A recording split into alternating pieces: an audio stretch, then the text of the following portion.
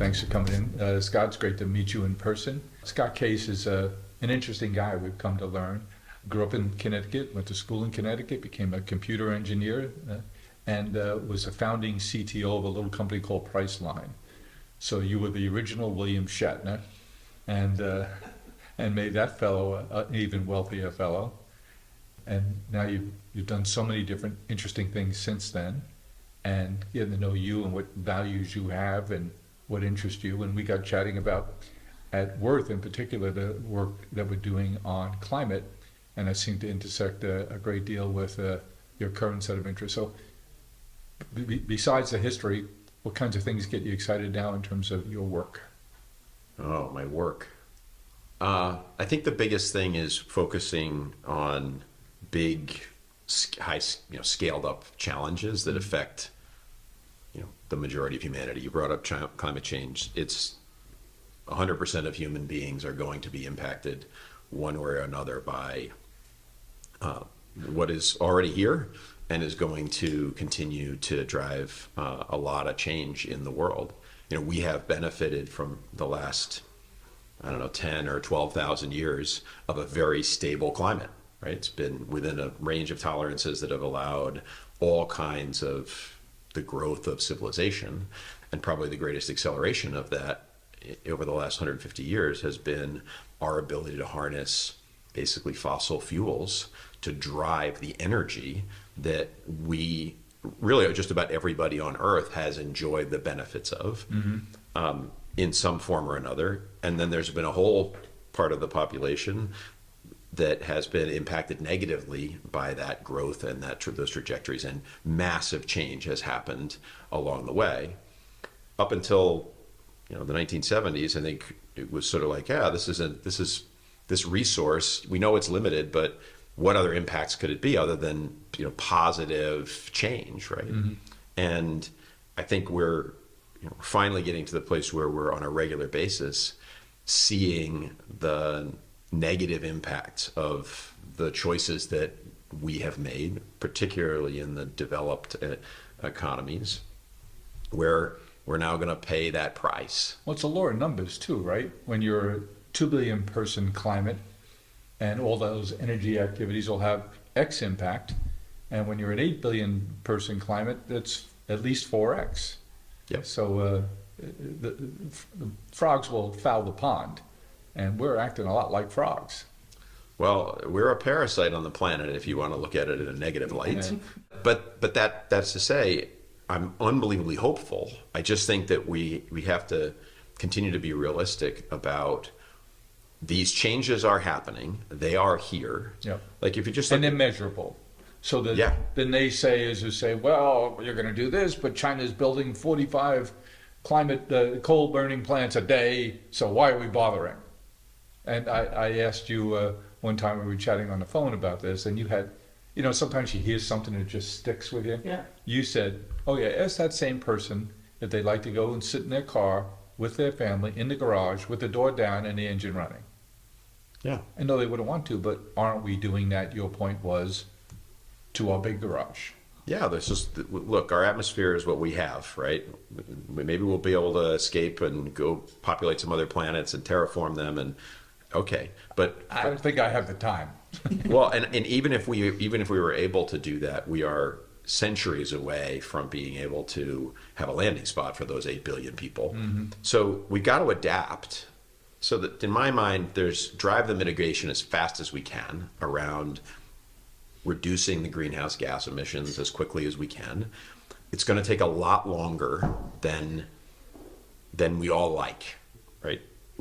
We are going to have natural gas fired generation at 2035, probably in 2050. Yeah.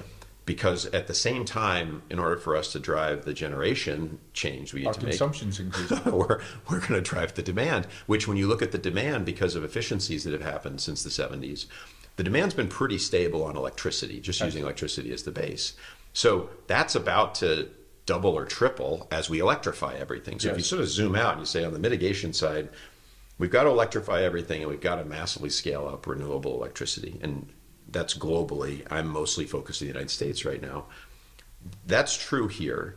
as we go about doing that, that demand, it's not going to be even, right? The demand is going to shift at times and in locations and places where we're going to need natural gas or nuclear or other types of tools to kind of stay on the track that we need.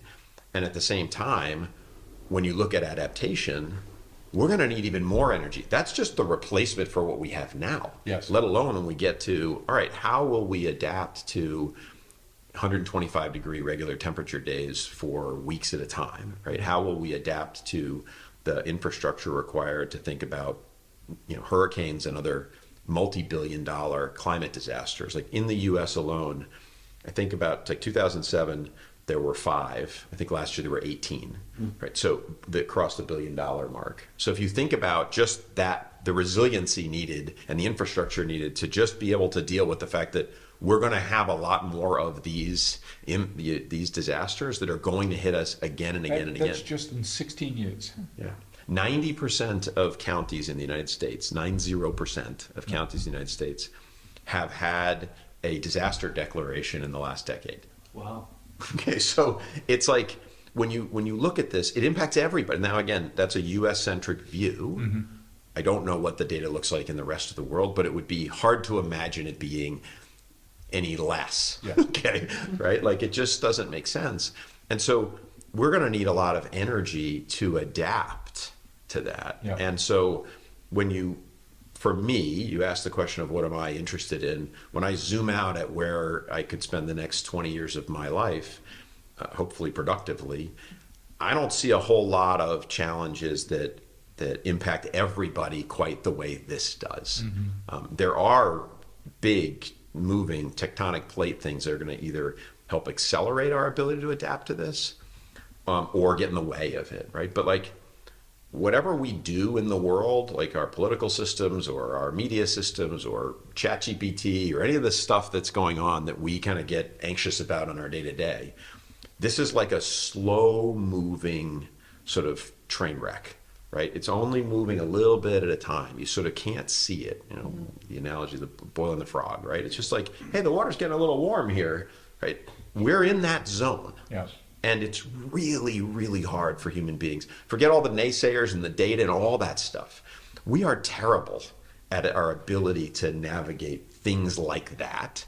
In the same way, it's sort of like the other extreme to what we experienced with COVID, which is exponential growth. People can't get their heads wrapped around it. They don't get the hockey stick. They don't understand that acceleration. How is it possible that it goes from when it went from 1 to 2 to 2 to 4 to 4 to 8? How could that be? It's not so big. Yeah, well, guess what? 2 to the 16th is a really big number. Okay, and if you're doubling every day, you're gonna get there real fast. We had a breakfast on March 11th. Yeah. In our office. In our office, the predecessor office to this. And we had some great entrepreneurs in, and one of them said to us, March 11, 20 was the day that the world started to shut down. That night, the NBA canceled. Yep. I think there was a basketball tournament at Madison Square Garden. Our offices were closer then, and they shut down. I remember going home that night saying, this is eerie. I'm the only one on this train, Wow, this is real. But one of our guests at the breakfast is a great entrepreneur and technology savvy guy. And he said, I've been playing, what was the name, Virus? Is that, on my phone for years. I know how this works. And he said, I'm leaving today to get out of the city, and we bought all the groceries we can buy, and they told me we bought pasta, and we're headed to the woods in New Jersey. He says, this can go very fast. And boy, he was prescient. Yeah, it's one of those things that we can't get our heads wrapped around. And that happens to be the speed side. Yes. This is what climate is dealing with. The pace of the change is just not there. And we're used to things, right? It's like, well, the trees are blossoming, right? So I'm based in DC now, so all the stuff with the cherry blossoms, all the stuff, and it's always been moved, always been moved by a few days, but it has been statistically earlier every year for the last 20 years. Like now it bounces up and down, but when you zoom out and you look at the trend line to it, right? You look at bee pollinators, like it's just touching the edges of things. And the last thing I'll say, you talked about would you take your family and put them in a garage with a combustion engine and close the door and sit there? No, that's our planet.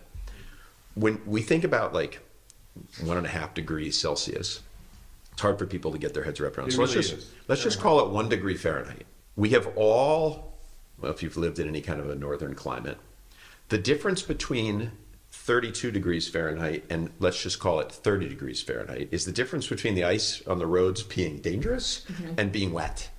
Okay, it doesn't take much, Yeah. right? We have these small transitions that we live in our It's lives. gradual until it's sudden. Yeah, it's one of those things where it's like, it all of a sudden it's on top of you. And when we think about those small changes, when you look at ecosystems and you look at our planet and the way that it all functions, we really don't understand it all. It is the most complex system. Everything touches everything else. And so if you don't appreciate that very small changes can have, step function outcomes to them, again, we're really bad at that. It's just something we don't pay attention to in our normal lives, Yeah. right? It's like, but if you stop for a second, I'll go the other end of the spectrum. We've all sat and watched a pot, you brought up pasta, a pot of water waiting for it to boil.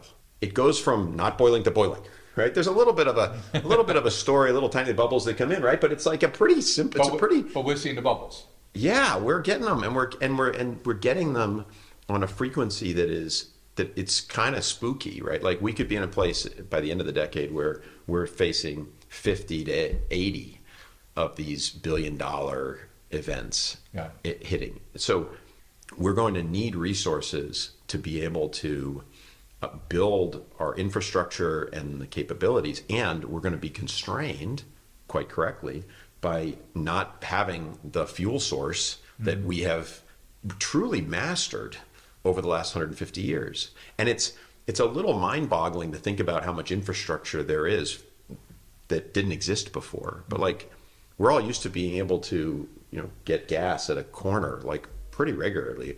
Every drive you take, there's a gas station within a few miles everywhere you go, right? All that infrastructure goes back to a hole in the ground somewhere that had to pump that oil out and get it refined and get it cracked and get it distributed and get it here. 3 days of gasoline in a typical gas station. Right. That's it. So think about the infrastructure for a just-in-time delivery of a very volatile chemical. Yes. Like, there's no way we would ever do that again.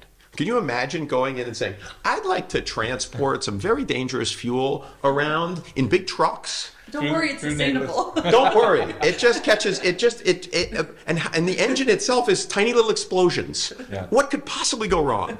Okay. And yet, we get really bent out of shape around like nuclear reactors in small scale, which could be a really big part of our solution space around this. Carbon free, it's got its challenges, but like we're all driving around with gas stations that have 3 days of gas. And the reason I say that 3 days matters so much is because the infrastructure, it has to get there. There's not magic pipelines that somehow go to the Gulf Coast in Texas, little tiny tubes that bring the gas here.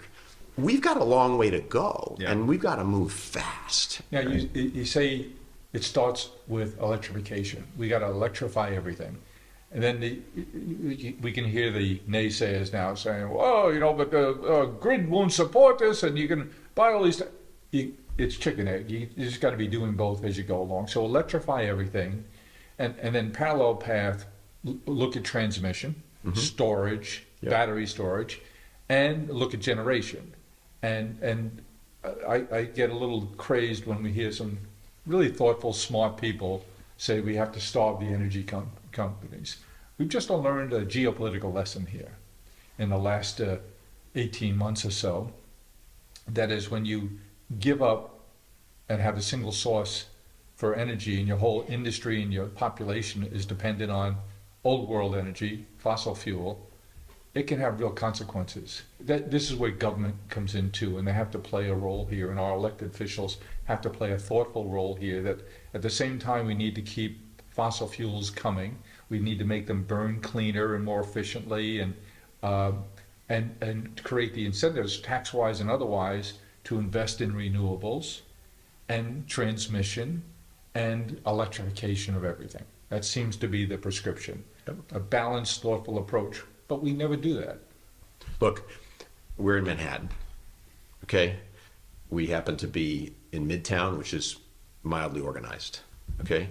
If you go down to the East Village, good luck finding your way around. Okay. Well, why is that? Because it grew organically, Yes. right? All this infrastructure has grown organically. None of it was planned. Yep. Even our highway system, which was arguably planned, there's no straight lines anywhere, right? Because it's the reality of it. Humans are actually really good At adapting. at adapting and being emergent, right? So we just have to accept in some regards that this is going to be an emergent solution. We're not going to have all the answers. There are things we can do to create incentives to push and pull things in the right direction, but we need an energy mix for a long time, right? And yes, I would love to see as many of our natural gas-fired plants be able to be shut off as fast as we can. We're not going to be able to shut them all off as fast as everybody would like them to. But you can't let the reality get in the way here. No, of the doing. I think I think where we're at is a place where the momentum for we're just going to overcome these barriers, and rather than like hand wringing around it and saying, well, this is really hard. It's like, yeah, it's really hard. So what? Okay, like let's just get after it, right? And I think there's a whole bunch of entrepreneurs now that have been at it for 20 years. Well, here's the thing that gets me excited. We put on a climate event, Worth Economy did last year, the first one, and we've now done a series of them. And the closing speaker at the September event was a man I'm a huge fan of, Seth Godin. Mm-hmm. And I think we both had his almanac when we Sure. chatted on Zoom and our backgrounds. And he finished up talking about it takes a movement. And one of the examples he used was in my generation, we were the first generation to use seatbelts. And I used a seatbelt because I had little kids. Not that I was concerned about them not doing it. They were the ones who said, Dad, you have to put your seatbelt on. It's an example of the movement that Seth talked about with young people getting into it. Now the big thing is corporate America, corporate world is making this a priority. And I think that's a sign of movement and momentum coming. And when big time corporate world, America and beyond, decide this is where we're going, good things happen. That's when real change happens. And so I think it takes a movement, and I think we're beginning to see momentum. And for the people who say, what difference does it make if the rest of the world isn't doing this? I would think that the argument could be, we've always been a leader, let's lead. Let's find the solutions. Let's invent the technology. Let's invent the intellectual property. Let's invest in the businesses. And the most encouraging thing that came out of Mountain View for me was the smart capitalists in the room that I know and think the world of was saying, this is the greatest business investment opportunity that I've seen. So I went from terrified to encouraged in a day and a half. And the encouragement is continuing because people like you who are smart and knowledgeable and doers are saying, here's what I can do. Well, look, I think if you look at, so if you take a geopolitical view, having control of your energy would be a really good idea. That's true for every country, Yes. right? So energy independence and not having those things. You talked about the risks around that. We have to figure out how we're going to be smart about manufacturing our own supply for solar panels and how we're going to, just like we're doing with chips and stuff. So we've gotten a big wake-up call around that from a policy standpoint. You've got boatloads of entrepreneurs and investors that are coming into this space, not just because of things like the IRA, which is a great incentive program, but because, like John Doerr and others, there's this giant tectonic economic shift that's about to happen. And there's an inevitability to it. And to your point about both the investors and, to some degree because of the investors, the corporations, right? They're looking at this and saying, okay, we've got to adapt to this reality. And there's a push and a pull to it.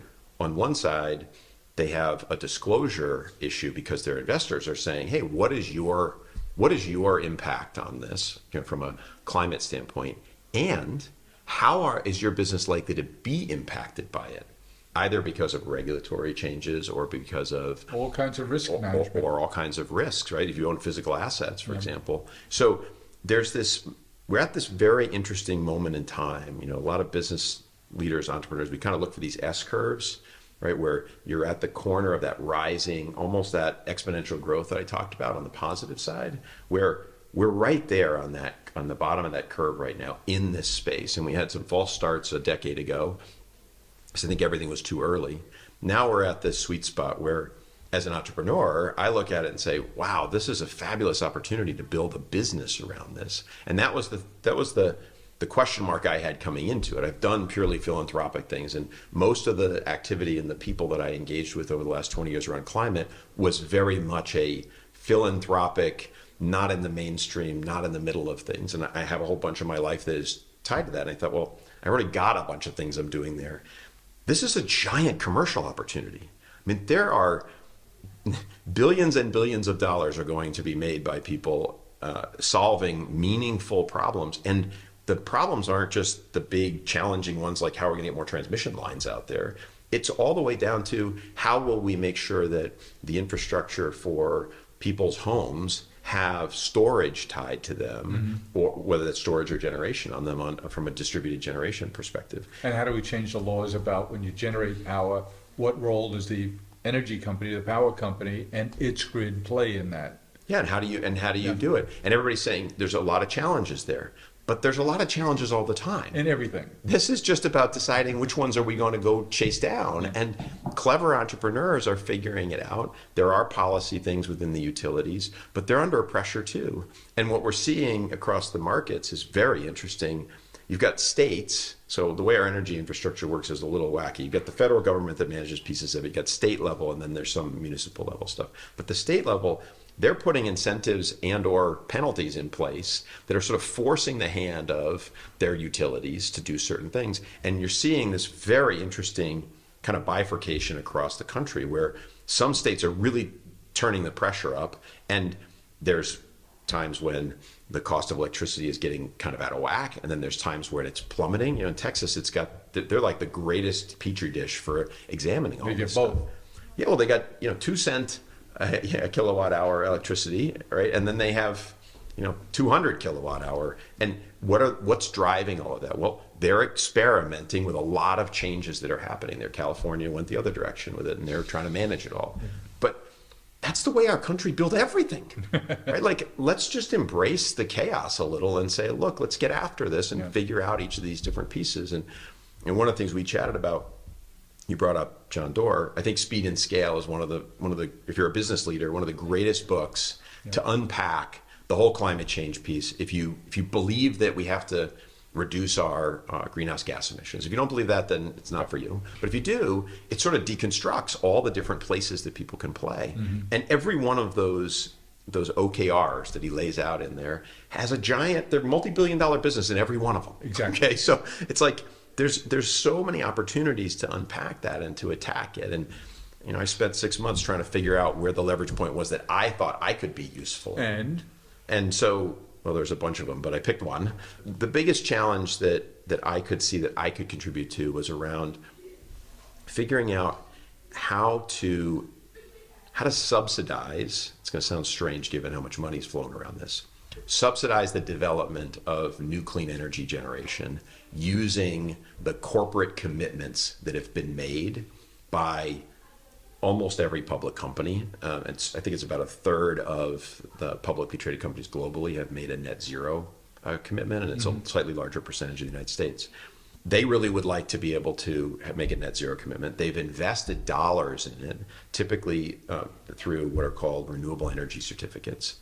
And they match those certificates up to what's called their scope 2 emissions, which is basically their emissions from electricity usage. That's like the biggest driver of most companies' emissions, right? With certain sectors carved out, but for the most businesses in America are service businesses. They use a lot of electricity. That's where their scope 2 emissions come from.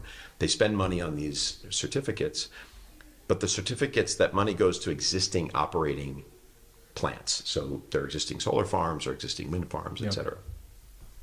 If you're a solar developer on the other side of the equation, if you're trying to build new solar, what you need to figure out how to get people to make commitments to buy the electricity and those renewable energy certificates in advance of you building the thing. So the challenge with that is, in order for them to be able to build them, they need a buyer of the electricity, and typically that comes along with the environmental attributes. These are at an agreed upon price. typically at an agreed upon price, over a long period of time. Yep. 15 years. They're called power purchase agreements. That developer then takes that and they go and they get their financing. And there's basically debt and tax equity are the two types of financing that they bring. The challenge for them is they need to prove that they've got a buyer that's actually going to give them the cash flows to be able to pay off the debt. Yep. And tax equity works a little differently, but it's essentially the same idea. These people are going to be good for it. On the corporate side, they're currently buying these renewable energy certificates, which is good, but it doesn't actually go towards creating new generation. Furthermore, they might want to be a buyer for the power and the electricity, but they're often not big enough, right? 100, just to give you some scoping here, like a 100 megawatt solar farm is like 1,000 acres. It's like $200 million to build one of them. So if you just do simple math, you need somebody that's going to buy 20 years of electricity for $200 million over the 20 years. So 10 million, well, how many businesses buy $10 million a year in electricity? Almost none. They're very small. Microsoft, right? Very small. So if you're one of those players, 1-800-Flowers, you don't buy that much electricity, right? And yet you might want to do something here. So you're not going to put a power purchase agreement in place. You're not going to take the risk on all of that. There's a few other tools. So what we're building is a way to, instead of you committing to both the power and the renewables, you can just buy a strip of the renewables off of a project. You're going to pay a premium to a premium to retail, but you're making an advance commitment over a relatively shorter period of time, 5 or 10 years. But if you think of the power at $40 and the renewable energy certificates at $6, so taking a risk for $6 for 20 years is very different than taking it for 40. So you're aggregating the demand into bite-sized pieces that you're the middleware that can enable the producer to go out and finance and build their facility. We're the software market that sits in between, right? That allows you as... Interesting that you would go to software. Well, and actually, I know maybe our brains work in different mysterious ways, but actually the piece of the way the market functions is very much like the way Priceline functioned, which was you should decide how much you're willing to pay to offset your scope 2 emissions at 1-800-Flowers, right? You might be willing to pay a higher premium in order to be able to say, look, I'm doing something meaningful here to bring new generation onto the grid, right? Somebody else might want to pay as little as they possibly can, right? For whatever reasons, their business model doesn't support it, et cetera. So we take all that demand and then we present it to suppliers looking like one big market. So to them, it's like, well, I want to sell 100,000 megawatt hours a year of renewable energy certificates for the first 10 years of my project at a price. So we're starting with national, right? The company's called Zettawatts. And ZETTAWATTS. You got it, yeah. And the market we're creating is called an additionality rec market, the AREC market. And the basic idea is you're making a forward commitment to buy the RECs in advance. That commitment goes into a pool with everybody else who's looking to buy it, and then the supplier makes the sale. But you're not buying the RECs, you're buying the power forward. You're buying the RECs in advance. So you're just buying the environmental attributes themselves. And then the solar developer, let's say in my example, they can either they'll sell the power to the generation, or there are buyers of the power that they just want to lock in a power price, right? And so they don't want the environmental attributes, or they're overbuying. So when you look at like the EPA's Green Power Purchase Program, you'll see there are companies that generate 200% of their demand, right? So that company who made that commitment to buy the power and the RECs now has 100%, they've doubled. So who's going to buy that? Well, if you came in and bought alongside them, now you're helping to get that project financed, right? You're taking just the environmental attributes. So your risk is limited to just that part of the exposure. And then we make it a fixed price on both sides. So there's no risk in it from anybody's perspective. So, but the power generated then isn't the same power that's going to those end users. That's right. So the way that the power grid works, the physics of it is almost all of the generation you see is going into the power pool, into the grid in some form, and you're getting a portion of it. So everybody, for the most part, this building gets what's called brown power. It's a mix of generation that's coming from lots of different sources. So if you want to get green power, the thing that you can get is you can basically say, I'm going to buy brown power, and then I'm going to buy renewable energy certificates to match that demand, right? My usage of that power. And that, in the theory of the market, was to subsidize new energy development. What are you seeing, Scott, in terms of generation that gets you excited? I'm not an expert in the new, and part of the reason I'm excited about this is that I think we're at a moment where we just need to scale everything that we have that works already. Yes. Right. It doesn't need to be 2% Perfect. more better. It just needs to be a lot more scale. Yeah. And so, if you look at it, I'd say there's two tracks that we have to kind of invest in, and I'm focused on one of them. One you brought up. So transmission infrastructure is going to have to get financed and built out in order to be able to connect all of this stuff to the grid. But you're hearing some really rocket science kind of changes to transmission. Right Absolutely. now, transmission's inefficient. There's all kinds of, there's new technologies for everything from literally wrapping the wires to be able to get them to be more efficient to being To able conduct better and not degrade. Yep. So that, but that all is going to need to be invested in to bring more capacity onto the existing infrastructure or just bring more capacity into the mix. And then if you look at, really there's three technologies that we have that are really well understood. They are very reliable. And if we just scaled them all as fast as we could, we'd be in a good spot. Wind, solar, and storage. Storage. Yep. Wind, solar, and storage. The intermittent generation from wind and solar requires storage if we're actually going to be able to replace what's called the base load in our infrastructure. And the cool thing about storage is you can put it at the generation point or you can put it along the transmission infrastructure at the utility scale level, which is where I spend my time. But you can do the exact same thing at the residential user level, end, right? yeah. So if every building in New York had the proper batteries in it, right, to store the electricity, we could take all that generation. You may have heard the California duck curve, right? Where I think it was last month for the first time, there was more solar generation being pushed onto the grid than the total demand. There was actually it went below zero, right? So it was like there was more, but it only happens during the middle of the day. Yeah. The peak in California, it's true in most states, actually happens in the evening. No solar generation. Now imagine that you had storage to match all that solar, Yeah. right? And you were able to flood that solar into storage that then came online every 2 or 4 hours in the evening to be able to pick up where that curve was. So the reason I say storage, wind, and solar are the keys is we know what those technologies are. We know what they cost. We know how to install them. We don't have to invent anything. There's lots of invention going on. And as a nerd, I'm curious about it. But as a get after it, look, if we could spend the next 30 years just focusing on scaling up those three technologies as fast as we can get really close to the mitigation goals that we have. Yeah, but now I see why storage is such an ingredient, because it's not always blowing.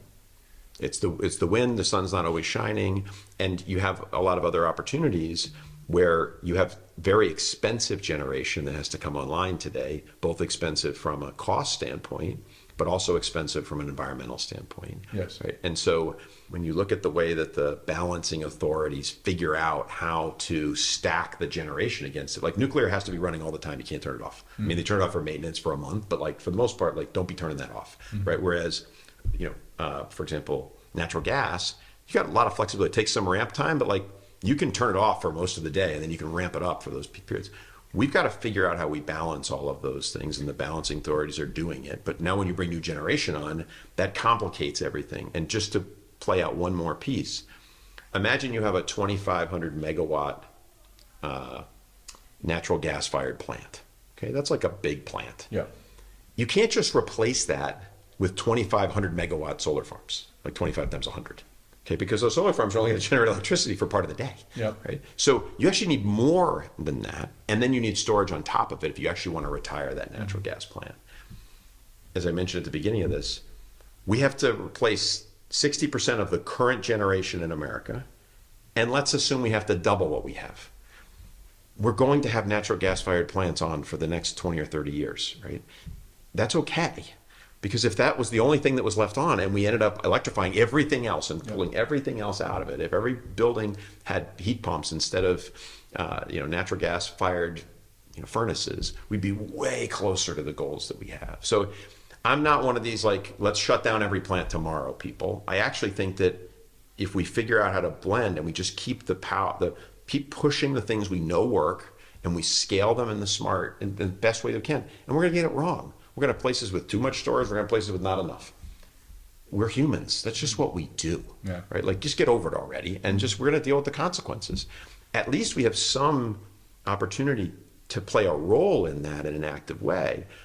at the same time, we're going to need to do that because we're going to be faced with an onslaught of these climate disasters that are going to put us on our heels. And so, And let's quantify that, climate disasters. I'm still intrigued by that. You talked about, in what period of time did we go from 2 disasters a year that were $1 billion or more? What was the period of time? about 15 years. 15. 2007 to Today. 2022. Yeah. Right. So, and again, that's not corrected for what a dollar was worth in 2007, but it Yeah. sort of doesn't matter. It just- okay. it's like it's even if it was half that amount, then it's still like those are big things, Yeah. right? And when you see these kinds of impacts, the recovery time, right, of these, it's not equitable, right? It is not fast. So there are these cascading problems that come along with it. It disproportionately impacts those that were already, hand to mouth, Yeah. right? And so even if the widest community swath on average was in a certain place, the people with the resources, with the insurance, with the capabilities, even just simple things like being able to apply for FEMA assistance, like we're in New York City, we don't live in America, Yeah. right? It's just it's easy to forget. Right, that not everybody is sitting with the latest iPhone, right, and knows how to use it and access all the tools that are necessary there. And by the way, even if you have an iPhone and you're in Fort Myers Beach, Florida, which I just recently visited, every frame structure, wooden frame building, is gone. The high-rises were built to code, they're still there. So you just had one section of the population just eliminated. And by the way, even if they have that new cell phone, when you don't have any electricity, these things don't work very good. No, that's And when it. you're sitting there on the sand where your house used to be, it doesn't matter if you have a non-functioning iPhone. You're just, what do you do? That's the thing. So we talked a little bit about this, but I'll bring it up in this context. So I'm the chair of Network for Good, which is an organization that's been around for 20-something years. It was actually started in response to 9/11 by Cisco, Yahoo, and AOL. It's kind of funny to say those last 2 names today. And over the last 20 years, we've done a lot of interesting things. We partner with Facebook and Google and lots of others to distribute about $500 million a year to 250,000 different charities. And over the last year and a half or so, we've hired a new CEO and we've set out to figure out what we want to do next. What's the next big thing that we're going to tackle? And what we've unpacked is we've been looking at these disasters as a driver because our organization had roots in that, right? We were response to 9/11. Yeah. We scaled during Katrina. We've done a lot of different things where we had these big bumps in time against huge challenges. And so we said, all right, well, what would create more durable, resilient solutions? And 90% of the money gets spent on just straight up recovery. All the money that flows in the first 6 weeks of a disaster. And then after that, but it's years. I mean, there are parts of New Orleans that are still not been rebuilt, still with families without their homes. And that's more than a decade later, right? So we have to get better at being responsive to this stuff. So to your point about, let's just look at the energy infrastructure side. When we go to rebuild those places, we ought to be really thinking about the distribution side of this and figuring out how to do distributed generation and storage so that that home that now is being rebuilt to code, which is the key, so that it can survive the next inevitable storm and have its own power to be able to support that home for 2 or 3 days on the electric grid itself. Or the opportunity to say, hey, imagine we were to install for you that storage in your home, let's say 5 times what you normally use, but you're on the same grid as the hospital. So now we have the infrastructure to make sure that we could draw on that electricity from all those homes around it in addition to whatever the hospital infrastructure is. We could use these disasters to our advantage. To build the new. They're going to happen anyway. So let's just be smart about rebuilding the infrastructure so that we get better outcomes. It's going to happen again. Yeah. Fort Myers is not done getting hit by hurricanes. Right? Just own it. Right? And so we can be really smart about this stuff. And so what we're kind of unpacking within the philanthropic work we're doing is thinking about how do we engage in that dialogue at the time when the disaster is happening, when all the money's flowing in, to say, look, you don't know this yet, but you could have an opportunity to build the resiliency up over the course of the next 5 years so that the next time you get hammered, you're in a much better position. And some communities are prepared to do that. Some don't have the infrastructure. So we're trying to figure out where, we're working with FEMA and the American Red Cross and dozens of other organizations to understand where are the intersection points where there's opportunities to either provide software infrastructure for better coordination or just best practices to be able to say, hey, you're in the middle of this mayhem. You're going to have to be on the recovery side of this. How do you get smart about it so that you're ready? And we've done this in 10 other communities, and we're here to help you. We modify our approach all the time. We're learning, we're getting smarter and better. Don't have to figure it out from scratch yourself. We're the memory and the learning. Yeah, and how do you bring that all the way through? The equitable side of it's fascinating, right? So because that community administrator is deciding in conjunction with the other officials, what we do with the electrical grid. You come along and say, well, we worked at Katrina, we worked here. Take the body of knowledge we've developed. You would have no reason to have developed it. well, and chances are it's their first one, Yeah. right? So they're in a disadvantage from the get-go, right? Yeah. Even if they've prepared for it, even if they've had smaller types of disasters, and enabling the voices in the community to act as advocates for those changes too, and to understand that there's a significant percentage of the population that isn't being represented, and they were injured and damaged in the process, but they don't even know how to advocate for themselves within that context. And so how do you create the space for those voices to be heard as part of that rebuilding process? It's really fascinating because it's not only, you're finding also a step change moment as an opportunity to come in and do something that otherwise, back to your point of, a slow change happening that no one wants to realize, you find this opportunity, it creates a step change, you go after it, but then psychologically, if you've been affected, the idea that something is coming in that is not only going to replace, but be better, down the road for the future, that's wonderful. That's We need to deal with the immediate needs, right? That acute phase is so important. That just, water, shelter, all those things. And, we've gotten pretty good at it, unfortunately, right? Because we've had a lot of disasters. We understand that part of it. But then all that sort of goes away, right? All that outside infrastructure and capability and knowledge and everything else. And then what's left is that community is trying to figure out which end is up. Yeah. And that happens at the city or the municipal level and at the state level too. Where the utilities have done a pretty good job of pooling resources and learning to respond. The utilities by nature are going to be fairly slow-moving, deliberate organizations because that's what they do every day. Yet the needs that are placed on those organizations when a weather crisis hits is completely different. It's go fast, go around the clock, assemble big groups, do things big. And I think the fact that they pool their resources now and can repair crews will come in from that seems to be what you're doing from a software planning and future build out point of view, responding the same way, pooling those resources, aggregating your capabilities, and bringing it to bear when it's needed. Yeah, the expertise, we're at the very beginning of this, so who knows what's going to actually pop out at the other side. Yeah. But there is expertise about these, how you recover in this way and how you rebuild. And there's data points that if you're unaware of them, how would you know, right? Mm-hmm. And you're probably not thinking about it because at this point you're still dealing with the fact that you have hundreds or thousands of families in shelters, and how do you enter into that moment in time and have the biggest in a world impact? where I have 3 days of fuel supply in the gas stations, if they have power, how do I get that infrastructure back up and working? Well, and to your point, like with the utilities and the private sector that comes in and, the folks supplying those gas stations and going to the head end of that whole swarm of activity that rebuilds those basic pieces, that's what gives me confidence that we can tackle the big climate change challenge, because all that stuff is swarming, right? Yeah. There's no central planner sitting inside the governor's office picking up the phone and figuring out how to coordinate all these things, right? Well, government can do things like, oh, by the way, gas station, if you don't have power, it doesn't matter if you have 3 days supply of gas, you can't get it out. Require them to have generators so that they can pump gas even when there's no electric coming from the grid. So little things like, but what else gives you hope? What gets you, what do you put on the list of things that say, there's some good things going on here and it's not all doom and gloom. There's some real bright spots here.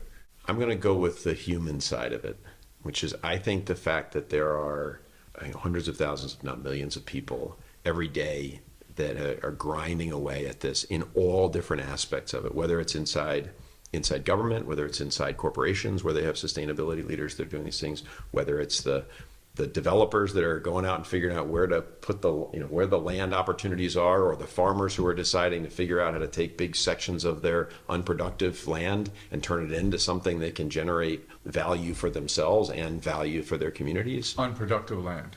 Yeah, unproductive land. And there needs to be some, because I see like in eastern Long Island where they take some very productive land and put solar on it, I say there's something wrong with this. Well, there are changes that are coming with solar and other techniques that are allowing them to grow and harvest around solar. So Yes. those are the kinds of places where people are they're innovating around it, using different Yeah. existing technologies in some cases, or inventing new flavors of them. Mm-hmm. But to me, I don't know, I just come back to human beings being resilient and And you're a behaviorist. getting after it. And they're resilient because now there's an economic opportunity for them. There's both an economic opportunity, but I also think that Altruistic? no, I actually just think that the reality of the problem is finally showing up on everybody's doorstep in enough of a way for it to be, look, you can say it wasn't human created. Fine. It doesn't matter. It's here.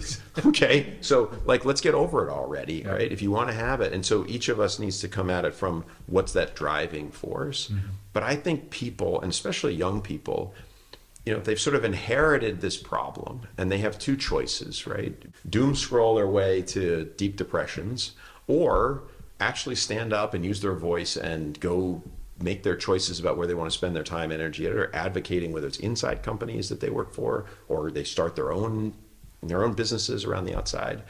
And that's the feedstock that has driven change for almost all of human civilization, right? So I just see we have a big opportunity here, and I think we're much more likely to be successful if we approach this through it's going to be hard, but it's doable. We know what to do. We just have to put our heads down and keep pushing on it, and have the attitude that this can be solved. Let's go get after it and make it happen.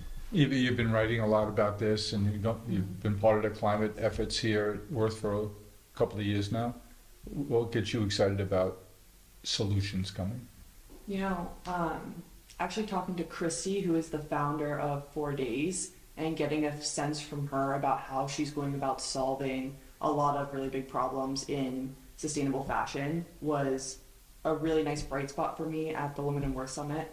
I was amazed to hear how much of a contributor the fashion industry is to bad things on the environment. It's absolutely insane, and it's like one of the top contributors to greenhouse gas emissions. The average number of times a garment is worn before it's disposed of. Take a guess. 12. 6. Hey, it was within an order of magnitude. I was close. I would have guessed 100. I said 50. So. I got shirts that are older than you. The thing that really stuck with me about what she's doing, though, is you can purchase a bag, and it's just this reusable bag, and no matter where you purchase your clothing from, you can essentially put all of the stuff during your closet clear out into this bag and send it back to them, and they will upcycle it or make sure it gets to all the right places, and it's just $20, and then that turns into credit for the website. So it's actually bringing this closed loop system directly to the consumer, and that was kind of the first time I had been like, that is a way that I can like genuinely integrate this process. Like that process has been made, and I can participate in it in a way that isn't inconvenient. It's not creating some other new problem that needs to be solved. It's literally just a solution to a problem that I have. And you're starting to see those crop up in a lot of different ways across a lot of different industries, and that's really encouraging to me. Yeah. Because I feel like I can take some agency in it and be a part of it, and then feel good about the way that I'm shopping or like Behaving. interacting with Yeah. the world. Honestly, it makes you a more conscious consumer, even when the industry might not be meeting you at that place across all fronts. The most optimistic I get is around the question of scale. And we were talking about it, and you did a great job explaining it, but I always sort of chuckle at the fact that we all need to be reminded and or educated about how big of an issue this is as an impact. Well, flip the script, that's the same opportunity that exists for everything that we're talking about. And for very successful, transformative business leaders that have looked at a bunch of huge problems and or opportunities in their life, for them to say, what is happening now dwarfs everything that I've seen. I just look at that and say, you know, if you were put on this earth to make an impact, and do well and do good, there is no greater opportunity than this. Truly, there is no greater opportunity than this. And that just unleashes to me, you know, the collective mind share and the collective innovation that I think will result in, when we look 20 years from now at our rocking chairs, we'll look back and say, the amount of innovation that we were able to get to and accomplish because of the scaled necessity that we had to do forced us to step and think differently. That's where I get my optimism, is it's shaking everybody up to think bigger than they ever have before.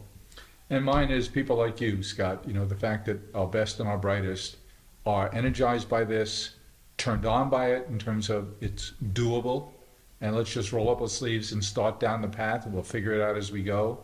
And that there's a capitalist reward here. If you unleash capitalism, technology, that your core capabilities where you come from, an engineer, a technologist, all of that aids and abets all these things that we're talking about, because the processing power improvements have made so many more things proximate and possible.